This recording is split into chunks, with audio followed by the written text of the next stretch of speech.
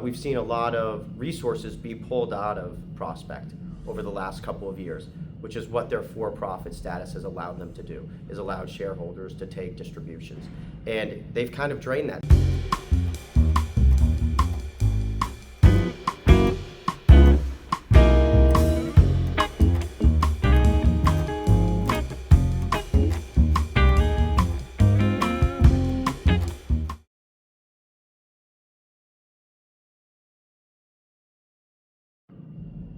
Hey, and we are the Coalition Loud and Proud Civilly Disobedient Media. We are broadcasting live in your Rhode Island State House, room 135, well known to all as the room where commissions go.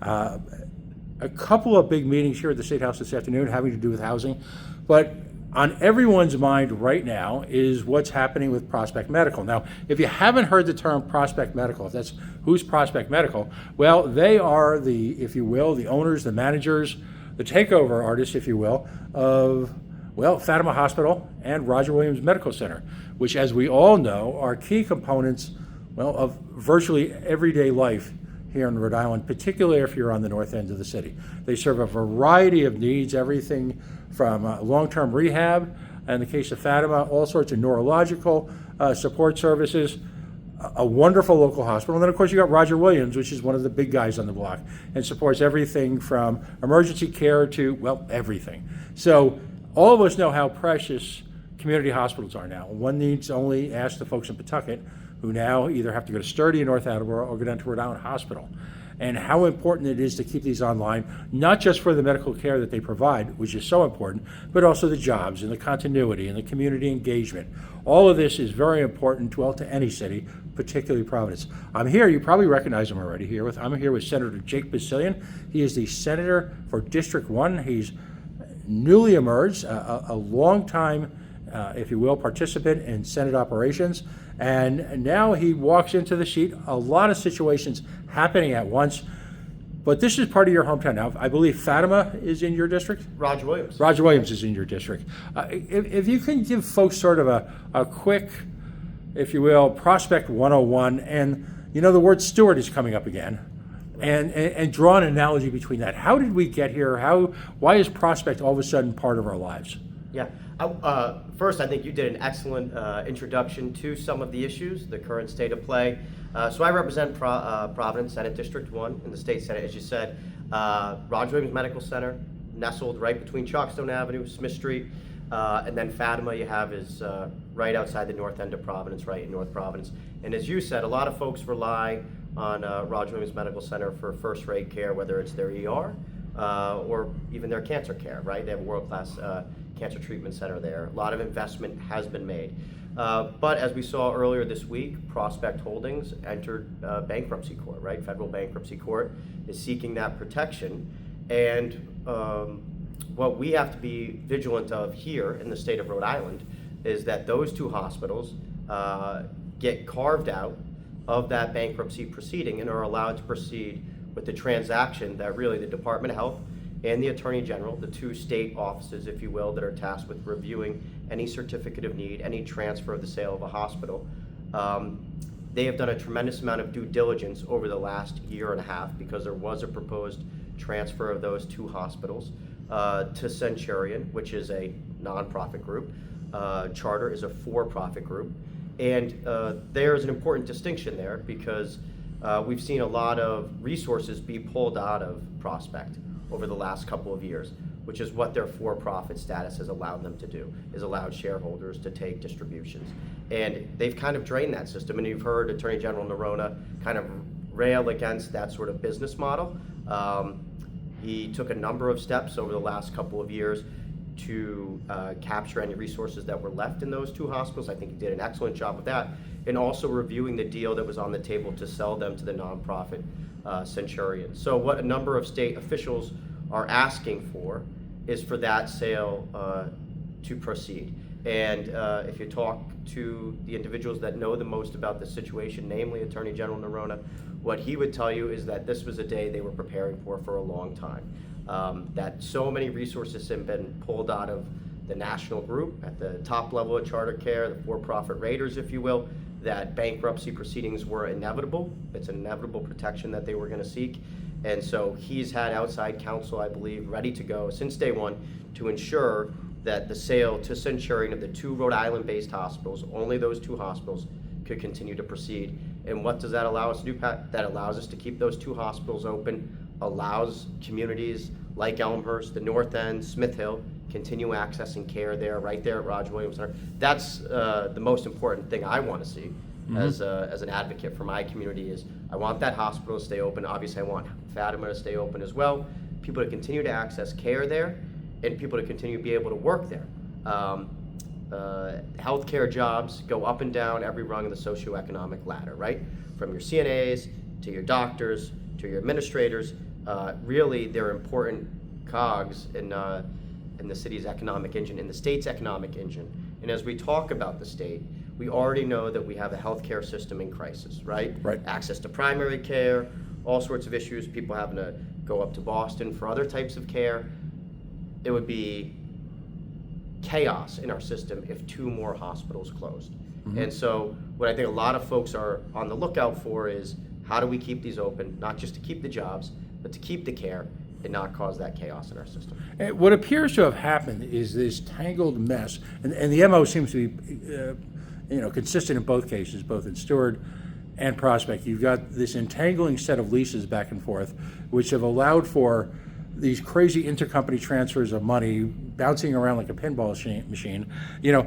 Put that in there by extensive borrowing against what is clearly the gem of both hospitals, which is the significant real estate holdings in major metropolitan areas, and in the form of dividends, literally, the dividends that Grandma got from AT&T. It's Right. kind of the same concept, but it appears that what you're doing is taking dividends out of operating funds and borrowing against assets, as opposed to taking dividends out of profits.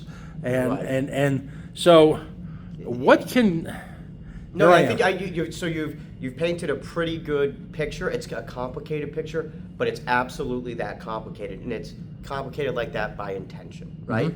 And the back and forth, the tangled web, you will, of real estate leasebacks, and what that allows hospital owners to do is, like you said, take money out of the system. And one of the things that was an alarm bell for Attorney General Noronha was just that: what assets are going to be left that this hospital has? And while it's not necessarily specific to the 2 Rhode Island-based hospitals, I think the Prospect does own, you were mentioning the one in Connecticut that they own, and one of the reasons why the governor there is ringing that alarm bell, and it's coming back to me now, Pat, is because I don't even believe that the land is associated with the hospital anymore. I think. Right. I actually believe that came up in my conversations with some folks earlier today. So you're absolutely right, and one of the things that for-profit model allows individuals to do is engage in kind of really what I think are unseemly business practices as it relates to something like our public health, right? Is obviously we operate in a free market to a certain extent, but and we haven't just seen it with our hospitals. We've also seen these sort of, I don't want to say below board, but we've seen interesting real estate deals occur with our nursing homes and all sorts. They have certainly crept into our care economy, and that's definitely something we have to be vigilant of, because if you do run into a situation where there does need to be a buyer of that hospital, of that nursing home, well, if there's no assets to go along with it, who's going to buy? Obviously the business is failing, right? That's why it's in bankruptcy. Right. So who's going to come and scoop it up? And what you do see is the only ones that are available to come and scoop sorts of things like that up are hedge funds, private equity funds, right? Right. Where you see things almost become national chains, if you will, because it's the only way to get the little amount of blood left out of that stone, and that's terrible. Well, there's a compelling moment, if you will, in the McDonald's movie, of all things, when an accountant explains to Ray Kroc that you're not in the hamburger business, sir, you're in the real estate business.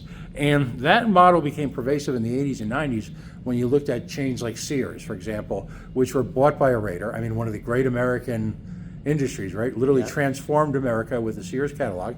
And there was a critical moment, a juncture in time, where the real estate value of breaking up Sears was more profitable to the corporate Raider than, well, the operations of Sears in and of itself.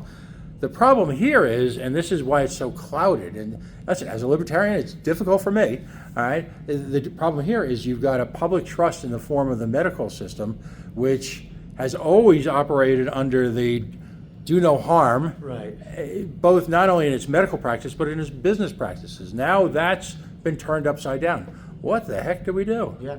No, so I think one of the things that people were ringing their alarm bells about a couple of years ago is when people were first starting to talk about the transfer of these two hospitals is the for-profit model is a failed model as it relates to anything having to do with public health, and because they're pretty much left with nothing, right? And so what do? I mean, there were efforts certainly in the Senate is to prohibit that business entity model to be allowed to engage in the ownership of hospitals, and I think that's, we're in a capitalist society, but I think that there's a cognitive dissonance that occurs when you think about for-profit and hospital, right? I mean, they seem to be at loggerheads there. There's a cognitive dissonance for me, at least. So I think that's something that has to be looked at, but the most important thing right now is advocating in bankruptcy court for those two hospitals in that pre-existing deal to transfer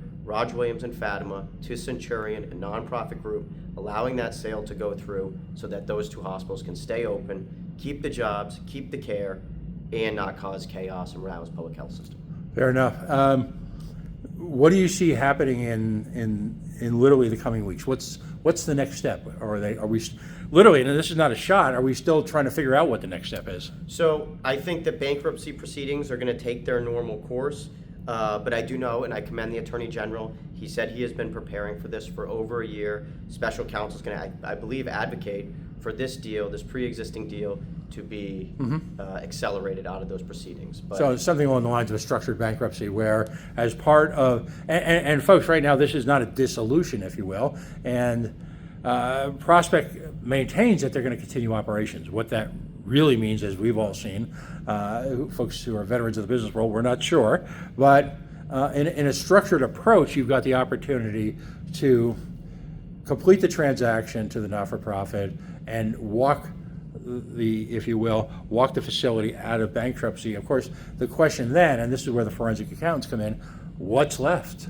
right. I mean, we've already had situations at hospitals in Rhode Island where pensions have been laid waste, and folks who had counted on those pensions Yeah. for years. A lot of my constituents. Right. A lot of folks that spent decades working there, live right down the street. It's awful, and I mean that's a whole other situation, and I think unfortunately with that the church was the last to pay, right? I mean just getting them to the table, which to me is unconscionable. But I think the most important thing right now, we got to make sure that there's a future where these two hospitals are open. It's about 1,200 jobs, I think, between the two of them, and really when you think about, you had mentioned previous hospital closures and what the ramifications were. The continuing consequence that we're living through of those closures, that could really wreak havoc on the public health system in the state. So we got to make sure they stay open. Fair enough. Yes, sir. Senator Bissaillon, first of all, thanks for joining us. I know it's been a full and rewarding day already. Folks need to remember that members of our state legislature, this is a part-time job. Right? As someone who haunts a lot of committee meetings, folks need to understand that the committee meetings themselves represent a far more significant investment of your time than actually appearing on the Senate floor. It's what happens behind the scenes that can literally take up every waking moment. So welcome. Yeah. Well, you knew what you were getting into, but between financing issues, between the bridge, this is again the special sauce that is Rhode Island. And just so folks know, light is only shed because people like you put your time into it. And also, I'm trying to hit the ground running this year in the state Senate. I'm the chair of Senate Housing now.